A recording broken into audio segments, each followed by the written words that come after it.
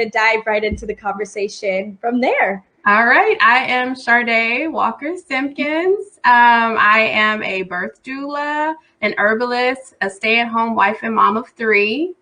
And I take all of my roles very seriously. I love it. I love it. I'm so glad that I ended up coming across your article on Facebook because I read it and I was just so amazed.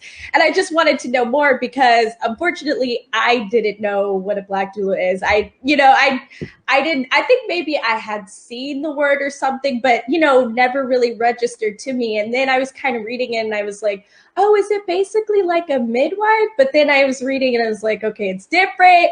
So I was like, I need to reach out to the source, and she's going to be coming on the show to educate us. So can you first start off with explaining to viewers what exactly it is and what exactly do you do on a daily basis? Yes. So a doula is basically the best friend you never knew you needed until you actually get one and get to experience it. A doula is certified and trained specifically in childbirth. There are all kinds of doulas. I am a birth doula. There are postpartum doulas, sex doulas, sibling doulas. There are all kinds. But I specifically do birth doula. So basically we hold the mom's hand, the family's hand really, throughout pregnancy and childbirth. We educate her on everything that she needs to know about her body. We educate the partner on how to be, how to do in the labor and delivery room. Any questions that the mom may have, we're there to answer questions 24/7. Wow. Towards the end of pregnancy, we're on call if she's having any kind of uncomfortability, any type of fears. We're there to kind of just calm her and just walk her through everything and explain things to her, give her options, and just help her navigate her way through the whole process. I love that. So I'm interested in your personal story. How did you dive into this field? How did you get here and end up being as a big doula? How did you get here? So my story is really so I was just a stay-at-home mom and wife, right? Initially, and I was in the beauty industry and I was doing lash extensions. I had been doing lash extensions for about 6 years. By the 7th year, I was a new mom. I started feeling unfulfilled. I wasn't excited to really do lashes anymore. I had no drive. I just felt like something had to change. So I had a client come in, and she also was a former friend from college. She was expecting. And so she laid on my table and kind of just was sharing how she had hired this doula. And I'm like, what the heck is a doula? I don't know what a doula is. Right. Explain. And so she went into detail about how her doula had helped her with nausea and morning sickness, and how it's just been a huge relief and a huge help, just having her in her circle and having her in her life. And so I was definitely intrigued after that. And she definitely followed up and was like, she's like, I've always asked you questions about pregnancy and all babies, and all my life people have asked questions, because I became a mother at 18. So a lot of people would ask me a lot of questions because I had experience. Right. And for all this time, I'm like, I've been a doula all this time and I haven't been paid for it. I've been mothering. But I had been doing it the whole time. So after she left, I felt inspired. I felt like maybe that's something I can do. So I did my research. Wow. I talked to my husband about it. He was like, hey, if that's something that you want to do, you go for it. Wow. And so from there, I went on just to find the best training for me. What led me to becoming a doula was also my birth stories. I have 3 children, of course, so I have 3 different birth stories. My first birth story, I almost lost my life to postpartum preeclampsia, which is high blood pressure following childbirth. It's very common in the Black community, and it can sneak up on you. You may not even have any signs of it initially, and it kind of can just hit you as soon as you have the baby. And so, of course, I didn't know what a doula was then. So I was just an 18-year-old girl trying to make sure I didn't lose my life. The doctors didn't inform me on what was going on with me. They kind of just was like, oh, you're at risk for stroke and seizure. we're going to have to do this, but they didn't really detail, it wasn't detailed explanation. It wasn't like, this is really severe. They kind of downplayed it a little bit. And so by the end of it, I was like, so you mean almost died? Right. So that experience really made me want to, later on in life, made me want to just help other Black women, especially young Black women, because again, we have the highest maternal mortality rate in the US. And it's just ridiculous, and we need more doulas. We need more Black doulas to do this. We need more people on board to help save lives, because we are losing a lot of our women. I also had my 2 other births. They weren't as traumatic as the first one. But I definitely, looking in hindsight, there were definitely a lot of things that weren't necessary. The decisions that I made, that my doctors made me feel like I had to do. Now, knowing what I know, I didn't have to go there. I didn't have to take that route. I didn't have any options, and I didn't know my options. Wow. Yeah. That's incredible, because like you said, one of the things I want to go back to is when you said that African American women, we really need doulas because we have the highest mortality rate.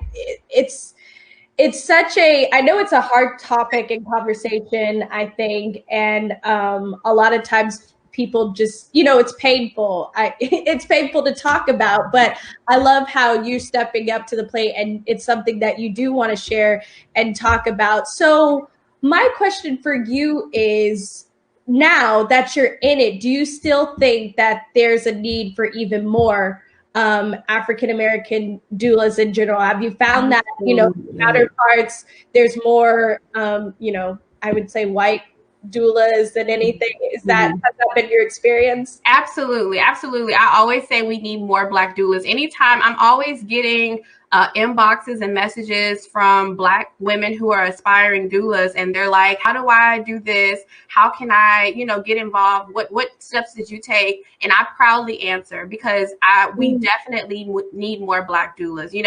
I always tell Black women who are aiming to get pregnant or who are pregnant, it's really important to hire a Black doctor if you can. It's important to hire a Black doula and a Black midwife if you can, because nobody knows the Black body like we do. We know statistics, we know, facts, we know everything. And not that the, Caucasian people don't, but Black people just, we know our bodies. We know what we're looking at. We know what we're facing. Right. Absolutely. So what is that process like? You just mentioned people kind of reach out to you, and maybe they're interested, or someone's watching right now who's like, I want to do this, or I think I could. What's the steps? How did you go about that and figure out, where do they go? Is there someone online? I'm sure they could reach out to you, but what's that process? So, well, the process for me was really just researching the definition of a doula, because I heard my client's definition of a doula, right? But getting to know it for myself, doing research, thorough research. Do you have to be certified? Do you not have to be certified? A lot of people don't realize that you really don't have to be certified as a doula, but it is definitely right. But it's definitely good to be certified, just so you can have that. Right. But just finding the ins and outs, what there's stigmas placed on doulas and midwives working together. What's that like? What am I looking at? What am I going to be up against once I become a doula? Looking at birth statistics, looking at, Black people, Black women, Asian women, white women, just doing all of that research, and then finding a training that is best for you. There are some trainings that are, some are for 6 months. To a year. Some are, you can get certified over the weekend. I was one of those people who were certified over the weekend. And it was the best experience ever, because I think it depends on your learning, how you learn. If you feel like you need 6 months to a year to learn something and to, really, really grasp it, then that's the training for you. But if you're a fast learner, which I am a fast learner, then hey, to cram it all in 1 weekend is nothing. When I left my training, I felt inspired. I felt ready. I literally, as soon as I was certified, I had birth after birth after birth. Just, I mean, it was like it was my calling. It was my purpose as soon as I got done being certified. So it's really all about just finding what works for you, finding a community, finding a village. And, you know, and the training that I had was really community based. Everybody's very supportive. Even to this day, I can call the people who trained me personally. Wow. And talk to them and ask them questions. I love that. And what's so sad to me is everything you're saying is so great, but why do you think that today's society is just not aware about doulas? Because like I said, I had never even really knew anything about it until I happened to just be randomly scrolling on Facebook and come across your article. So why do you think that there's so little education where women don't know about it? I think I really think that it initially it was a trend. You know, I think that it was heard of. Okay. But I don't know if you've seen the article where Erykah Badu, there's an article on Erykah Badu, and she's birthed a lot of babies, I think over 40 babies. And she's a birth doula. I didn't know if you knew that. No, I did not. But it's like as soon as that article came out, it's like the whole doula thing was a trend. Like, oh my gosh, Erykah Badu is a doula. I gotta go get me a doula. I gotta go. Oh, I gotta be a doula. Oh, I gotta go get me a doula. I mean, like it was like a flux. You know, like it just it was the influx of it. And so I think that people now are realizing that it's not a trend.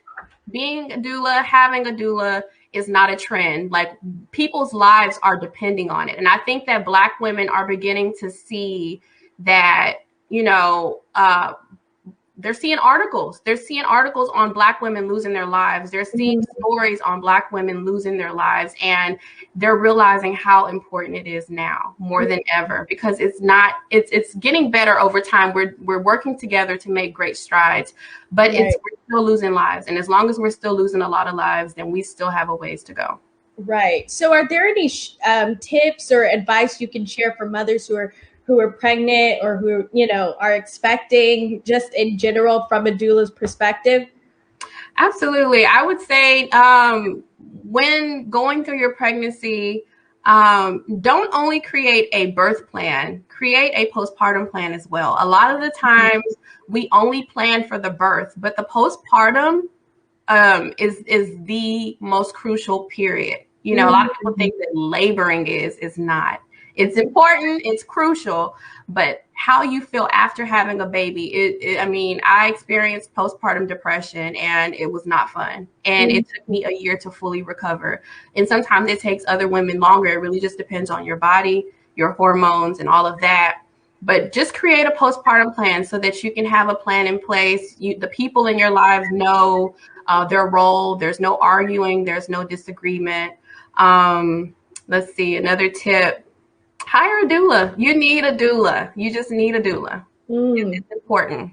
Wow. Doulas bring order to your life. They help, you know, just organize things. It's good. It's just good to have. Wow. I have a question. Marvis Need asks, as a doula, are you delivering at home or are you there in the hospital with the mother? I do both. It depends on the mother's preference. That's something that once she hires me, that's something that we discuss, whether she wants to do hospital, birth center, or home birth. It really just depends on what she wants. Some moms already come in when they hire me. They already know what they want.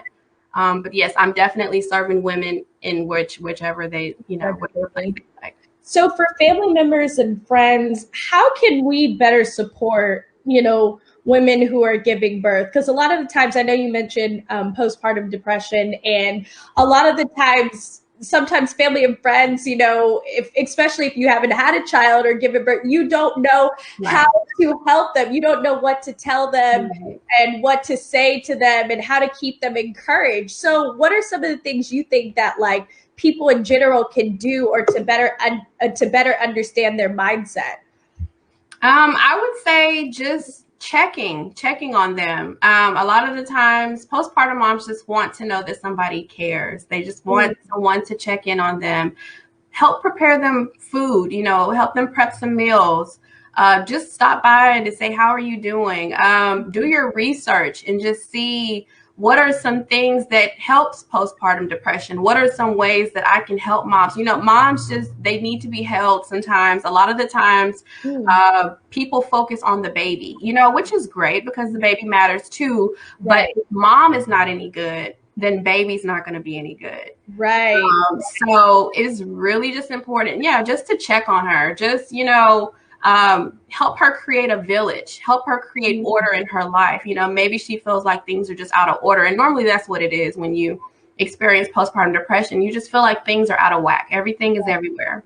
Right. Absolutely. So what is the difference? Because I had a hard time trying to narrow down the exact difference between a doula and a midwife. Is it kind of the same thing or is it actually completely different? Please. It is completely different. And I like to stay in my lane, and I think most doulas can attest to that. Like, so I can't even do what a midwife. The midwives are amazing. So midwives are medically trained to give medical advice. They can tell you when something looks bad. They can tell you when something just isn't right. They're just trained that way. They're more so concerned with a healthy baby. Not that they don't care about the mom, but the baby is the goal. It's the goal. Doulas are just there for support, more so for the mom. There to hold her hand, there to give her water, there to just, you know, make sure the mom is good emotionally and spiritually and physically, kind of just to keep her on track. You know, doulas do not catch babies. Midwives, that's their job. Okay. So I really, yeah. And there's a stigma about how doulas and midwives cannot work together. There have been a few doulas to mess it up for us, for the good ones. Oh, okay. And so, you know, unfortunately, as a doula, and especially as a Black doula, we kind of have to work a little bit harder to gain the trust of a midwife, just so that we can let them know that, listen, I'm not even trying to come over in your lane. I'm in my lane. I respect your lane, you know, but there is a major difference. And I salute all midwives. Right. I bet. Can you share with us any personal stories or things that you can think of or recall where it really touched you when you were just like, you felt so rewarded to be a doula? Absolutely. So there was a couple that I served last year. The mom, I think we underestimated her body as far as how quickly her labor would happen. This was her second baby. We really thought, you know, we had a little time, you know. Right. She was like, well, I feel like I'm having this baby right now. And so long story short, I didn't make it there in time, but I was able to kind of, you know, my reward for situations like that was that I was able to teach her and her husband before labor. So they already knew what to do. So even though I wasn't there. But once I got there, they had shared the story about how she ended up not making it to the birth center. She ended up having her baby in her tub. And her husband, I always laugh at the husbands in a good way, because husbands are so, they're very, I'm gonna let y'all handle it. I'm gonna let y'all do it. And so my job is also to help the husband kind of be, you know, so I was helping him. I was talking to him throughout the pregnancy and just saying, hey, this is what you do. I give all the dads like a little booklet, and it's like a play-by-play book on how to be and how to do during labor so that you don't mess up. And so literally when they were telling me the story, they said first thing he did was he ran and got his book.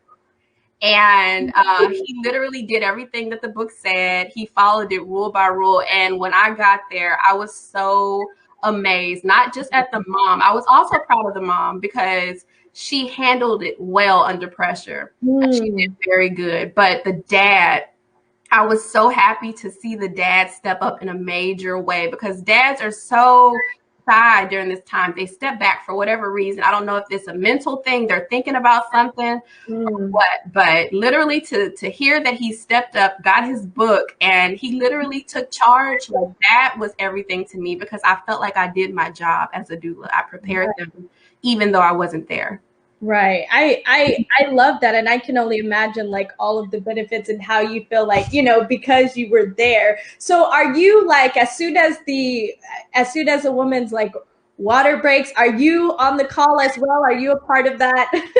Now I'm on call. As soon as her water breaks or she feels like she's in labor, it's what we call early labor. During early labor, I'm resting. She's resting. She's kind of taking it easy.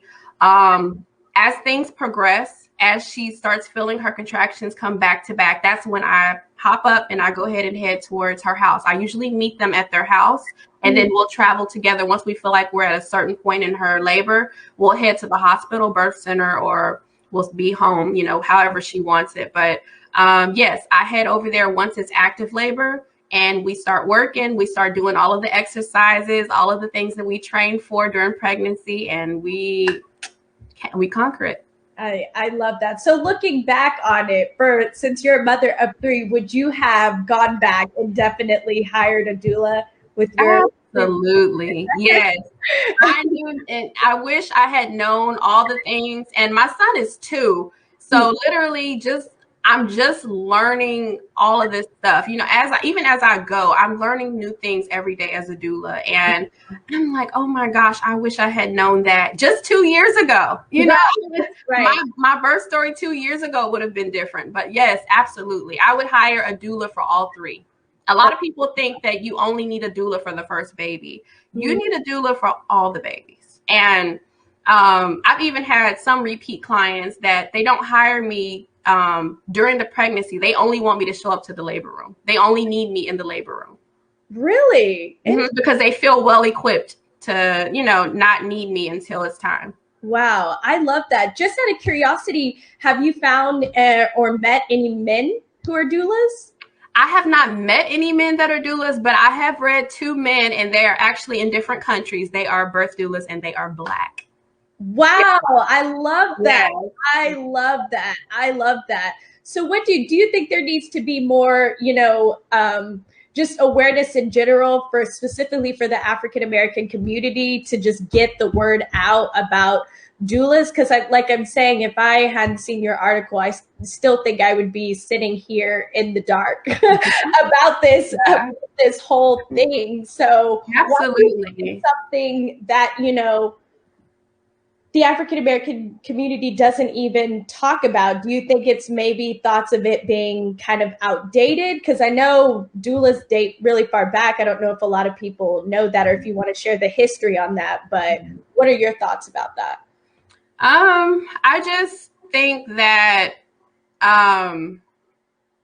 doulas have, I mean, I feel like, again, people are just now learning about it, but I feel like the reason that it's not as popular is just that, you know, we've been conditioned to think that doctors control everything. Like we have to listen to them. We don't know our bodies, especially the Black community. We don't know our bodies. We don't know what's best for us. We're going to just trust the doctor. You know, Black people specifically is, you know, it's just like we need to be more aware on our health in general. You know, we have the highest rate for cervical cancer, breast cancer, cancer in general, diabetes. You know, there's just an awareness that needs to take place, period, you know, and then we can jump on to birth, because a lot of us are becoming pregnant, of course, because that's life, but we're not preparing our bodies for these type of things, you know, and we're going into it blindsided, and we're coming in here with all of these conditions and all of these sicknesses and illnesses that we need to cure before we carry a baby, so that we don't have these complications. And sometimes these things arise, you know, during pregnancy, you know, things just happen that way. But I just think that there is a lack of awareness in the Black community, period. So let's talk I loved what you said about preparing our bodies for the birth. So can you tell me a little bit more, paint us a picture of exactly what that means, what that looks like? Mm-hmm. Absolutely. I always, as an herbalist, I always help prepare women to become pregnant by just first, a lot of women think that it starts with them, and it does, but it also starts with the man. Cleansing his sperm, detoxing, things like that will help lower chances, lower diseases, and all of those things. Also, the woman, by drinking red raspberry leaf tea, and by changing her diet, eliminating dairy, doing those type of things is that's how you begin to prepare your body for labor. You start taking your pregnancy. You start taking your prenatal vitamins. You start taking minerals and, correcting mineral deficiencies. A lot of illnesses and sicknesses that we have are mineral deficiencies. It's things that we are lacking in our body.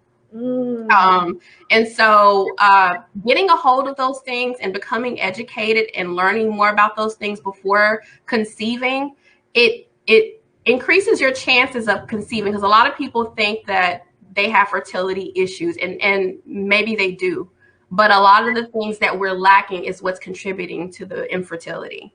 Wow. Yeah, so just really grabbing hold of those things and fixing those things, your pregnancy most likely it has the power to go smoothly. Wow. It's crazy, because it's just like, it just really seems like it's so many things that are in our control. It's almost like we just forget, or we don't even know that all these things are under our control to have, because it's one of the things now. I'm sure you saw more and more celebrities are coming out. Just, I know people experience miscarriages, every day, but Chrissy Teigen is a good example of someone who's like speaking out. And again, there's so many women who have had miscarriages or just really hard, difficult pregnancies, like you mentioned earlier, where they almost lost their lives. And there's so many things that I just think people don't know that they can do to prevent a lot of this stuff from happening, especially within our community. So, Ms. Shardae, what does the future look like for you? Where do you keep going from here, as a doula, as an urban herbalist, as a mother of 3? What's the future hold for you? I get asked that a lot. And honestly, I don't know, because I've always been a person of change. I never stay the same. If you asked me a year ago what I like, I may not like it this year. I might like something totally different. I've always been like that. But I do know that right now in this moment, I am definitely enjoying being a doula. I'm definitely enjoying serving women and educating women, especially Black women. I know that my goal and my purpose has always been to help heal women. I didn't know it was through herbs. Now I know. I had to help heal myself first in order to help heal other women. So I really just see myself helping heal the nation, helping heal men and women. I love it. I love that. And my final question I have for you is, what is it like, because we're still in a pandemic, what is it like being a doula in the pandemic? Has that kind of changed how you're able to do your job? I'm imagining you having to wear a mask, and even I'm imagining mothers being even more stressed out because they're in a pandemic trying to get birth. Paint a picture of what that's been like. Yeah, so birthing and being a doula during COVID has been stressful. Right. It definitely has changed the way that I have to support women. Honestly, I've had a lot more virtual births since last March. Right. There were a lot of hospitals that actually were like, we're no doulas, period, no doulas whatsoever. And a lot of the towards the end, a lot of the pregnancies that I was that I was serving, women that I was serving, they were towards the end of their pregnancy when the pandemic first started. And so it was kind of like, okay, so what do? We ended up I would labor with them at home as long as I could until they got to that point where they feel like they needed to go to the hospital. And then I would follow them to the hospital parking lot and then they would have to go up and they would have to labor without me, but they would be able to put me on FaceTime, Skype, whatever works for us. Right. I was able to still coach the husband, coach the mom through labor. So I was still able to definitely do my job, but it has definitely made it harder. There were a few times I became emotional because I couldn't physically be there for the mom. Right. I even experienced a baby loss. A lot of people don't know about that, but I was not able to be there and support one of the moms, and I could only do virtual. And so a complication had arisen with the baby. And she ended up losing the baby, and I couldn't be there to hug on her and love on her and just be there for the family. And so this whole ordeal has been really tough. It's been really, really tough. I can only imagine, but God bless you for just even, making the most out of this pandemic, which has been just so chaotic and stressful for all of us. But hopefully things are looking a little bit better. Yes, they're starting to let us back in. Yeah, so thank God, looking better, and I'm glad that's happening. But honestly, Shardae, I just appreciate you taking time out of your day to come on this show, and you let me know, and I know the viewers would agree, you shared so many helpful tips. Everybody, I have her information down at the bottom. You guys can follow her on Instagram. I'm sure if you have any more questions, or women, if you're thinking about having a baby, you guys have someone who you can go to. So right here, yep, that's her. So we will definitely be keeping up with you and your journey and any other questions or more news from you. So I just appreciate you so much. Thank you for having me. Of course. And we've got to meet up in person after all of this. Yes. Moms are such good friends. Yeah. So thank you so much, Shardae, and I will talk to you soon. Okay. Bye. Bye. All right, you guys, just such great interviews all around. I'm excited because we are towards the final end of our show. So if you're just now tuning in, this is the Jaira Nicole Show.